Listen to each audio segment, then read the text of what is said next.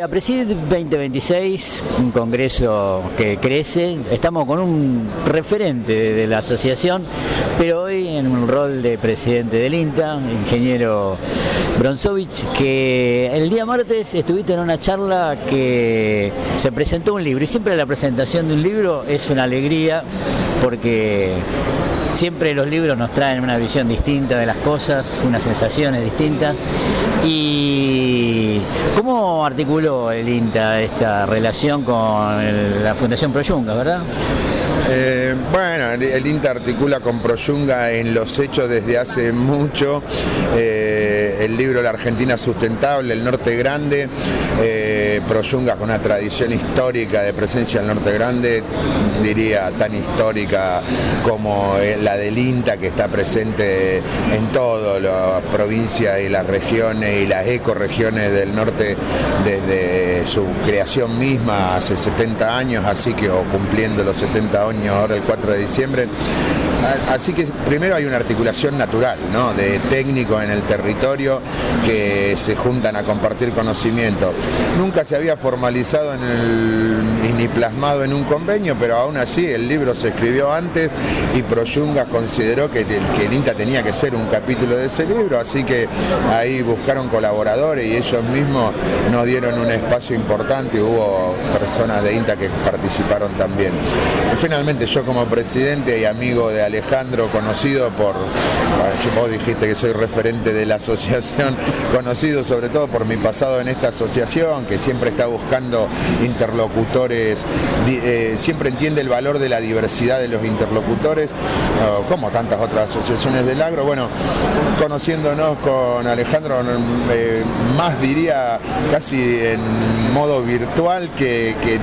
si bien habíamos tenido varios encuentros, nunca nos habíamos regalado algunas charlas largas como si por culpa del libro nos pudimos regalar, porque Alejandro quiso venir a contarme que INTA estaba presente en un capítulo entero, todo lo que hacíamos juntos, y además desafiarnos a plasmar esa vieja relación en un convenio marco de entendimiento, pero del cual ya hay líneas específicas de trabajo en el futuro. La principal, por supuesto, es este planteo que Alejandro hace y que atraviesa todo el libro de el desafío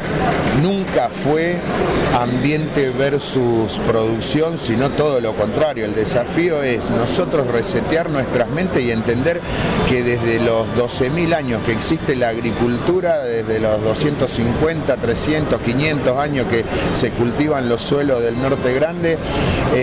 siempre se lo hizo con y gracias al ambiente. Así que lejos de haber un conflicto entre riqueza y ambiente, hay una complementariedad absoluta. Deberíamos hablar con Alejandro Brown de Proyungas para que él dé los números exactos, pero lo que sí dijo, y yo lo recuerdo porque me impresiona con la claridad que lo dice y la seguridad y los datos que lo respaldan, hay más ambientes protegidos en Argentina por privados que se dedican a la producción que por la propia red de parques nacionales, que es interesantísima y muy valiosa. No la estamos poniendo en discusión, estamos diciendo que además está esto porque el sector productivo entiende que proteger el ambiente es negocio, da plata, se hace por un interés de generar riqueza, no hay ningún pecado en eso. Bueno, el planteo y yo veo como presidente de INTA una gran oportunidad en los paisajes productivos protegidos, como lo plantea Proyunga. El INTA lo entiende así, la gran mayoría de nuestros especialistas y técnicos acompañan esa visión, la sostienen, la co-construyen en el territorio. Como decía, ahora hay un convenio que nos desafía a empezar a hacer acciones específicas, concretas, de documentarlas y nada, que empezar a alimentar las páginas del próximo libro de la sustentabilidad, de la productividad, como de la generación de riqueza en el territorio, de la transformación, del respeto a las instituciones, de entender que respetarlas es jerarquizarlas, de basarse en la cultura del trabajo también, la cultura del trabajo de todo ese Norte Grande que es muy importante, y con dándonos la libertad de producir, de innovar, de incorporar tecnología, conocimiento, rigor científico, seguro vamos a ir por un camino, se planteaba el título del panel muy difícil, ¿no? Era cinturón de plomo o oportunidad. Bueno, yo no dudo que basados en esa cultura del trabajo, en esa libertad de innovar, en esa jerarquización de las instituciones y sobre todo basado en esta complementariedad entre ambiente y productividad, vamos a ir por el camino de la oportunidad, de que el Norte Grande sea un motor más de la economía argentina, basado en su agricultura donde ambiente y productividad cooperan. Hace un tiempo que estás en el desempeño del cargo y seguramente cuando llegaste tenías un montón de sueños y me gustaría saber qué sueños de esos pudiste cumplir o están en vía de ser cumplidos.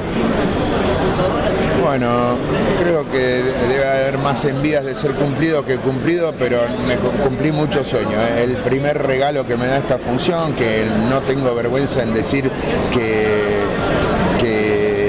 es tensa, que en la silla del presidente de INTA confluyen muchos intereses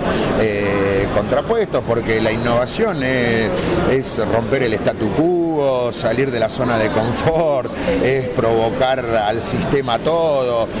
ir al borde de la norma. Alguien que quiere traer una innovación picante en materia de edición génica, transgénico, en materia de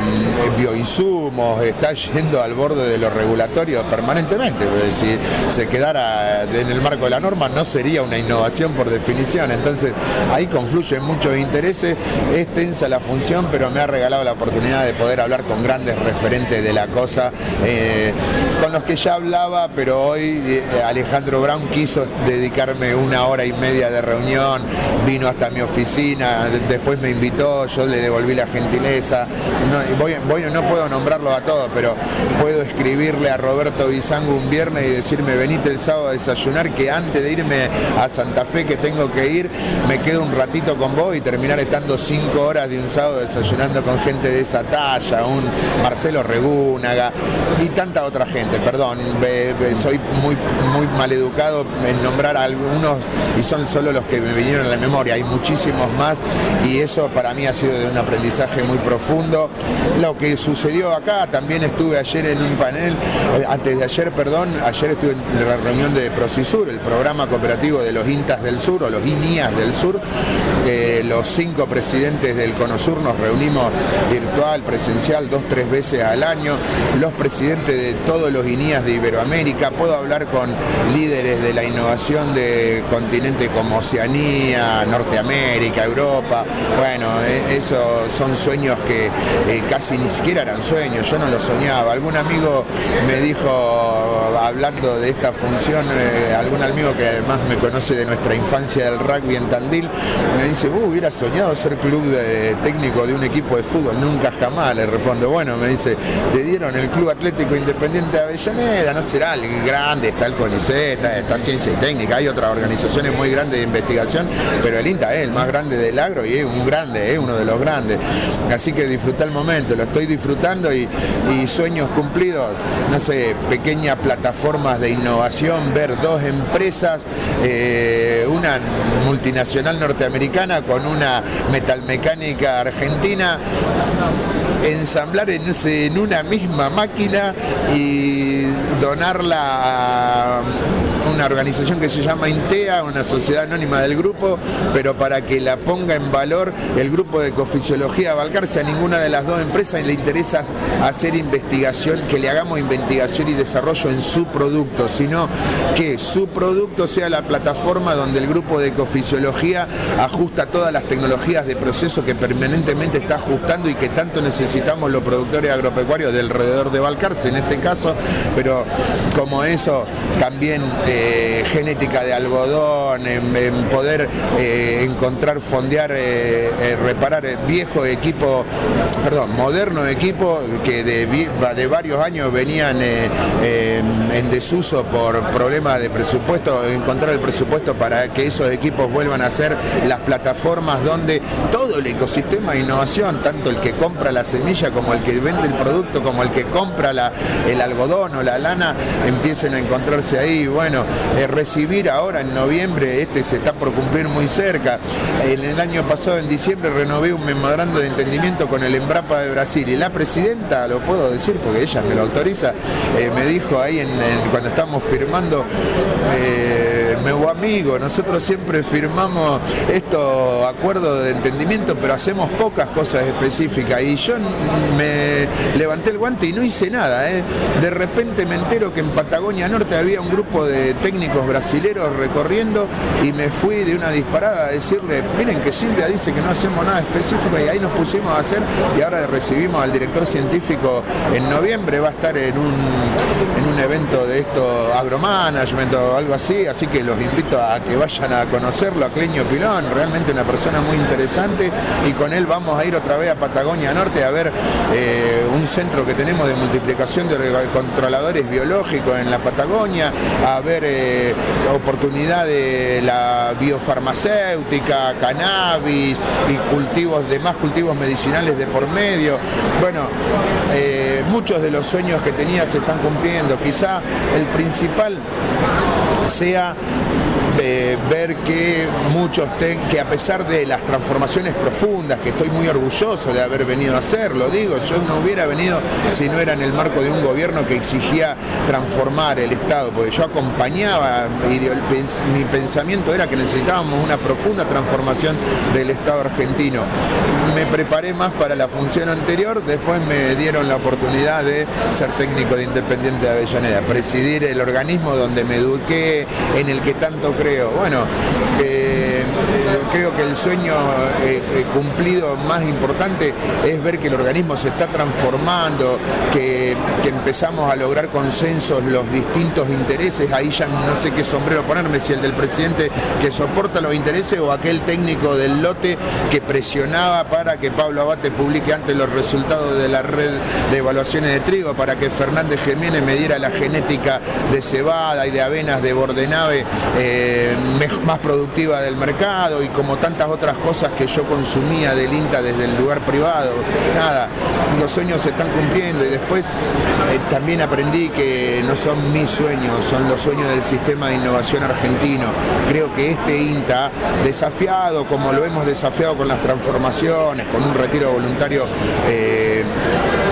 muy pacífico, muy cero traumático, y en ese sentido muy bueno, pero que también nos ha dejado sin casi 1000 agentes, nos desafía a articularnos más con el sistema de innovación en general. Y bueno,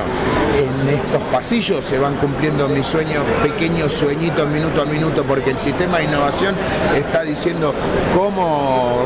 reconstruimos recursos para el sistema de innovación argentina, porque en eso, más allá de que soy hincha independiente, soy más hincha de la selección, naturalmente, y quiero que el INTA vuelva a pelear por el campeonato, y si llegamos al subcampeonato y nos gana Embrapa, no importa, Viña, Uruguay, en alguna vamos a campeonar nosotros, somos todavía una marca a nivel global,